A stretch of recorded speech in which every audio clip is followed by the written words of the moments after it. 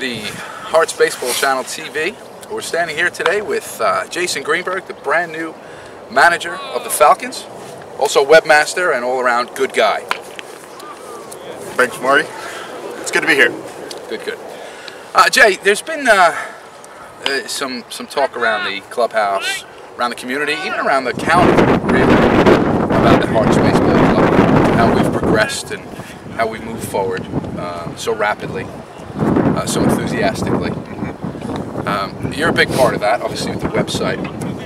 You know, everybody's looking, everybody's keeping track of what we're doing. Also, as a manager of the Falcons, you've turned up with very new ideas. Some would say radical. Some would say hard-hitting. Some would say a little stringent. There has been a little bit of controversy over some of the decisions you've made as the new Falcons manager. No sooner did you strap on the whistle than there were some question marks about some of the decisions you've made this year. Now, I know they're not your decisions completely. You have got two other managers vying for players, and an even mix had to be established. That's right.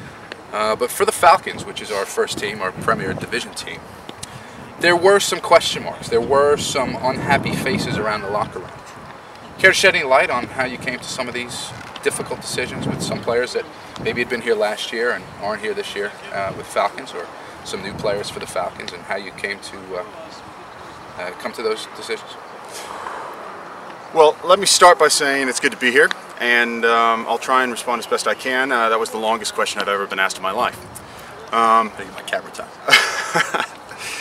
Yeah, some of the changes this season maybe are radical. I don't see them necessarily as changes to the program, but it's a new manager is always going to be a change, and I only know how to go about it one way, which is how I would do it. And so showing up with schedules and everybody working hard, and I think it encourages guys to turn up and to do their best, and they know that they're going to fill their time with useful activity on the field.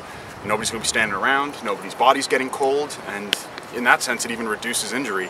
So if nothing else, guys are feeling productive this season, and I think that's one of the reasons why we've had a good turnout. About 30 players every Sunday.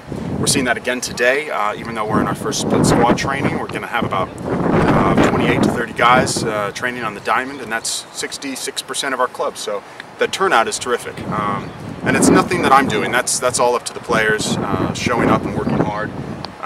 Carlos and Jake are excellent co-managers, and we've had a lot of fun, the three of us, planning goals for the season and deciding what our managerial approach is, what our philosophy is.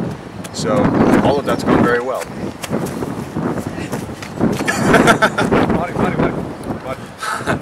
Thank you for that.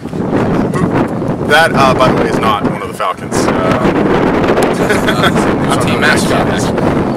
Well, thanks for trying to answer that, Jay. And you know, I know that's a difficult question for you to answer, and we half expected you to skirt around the issue like you've done.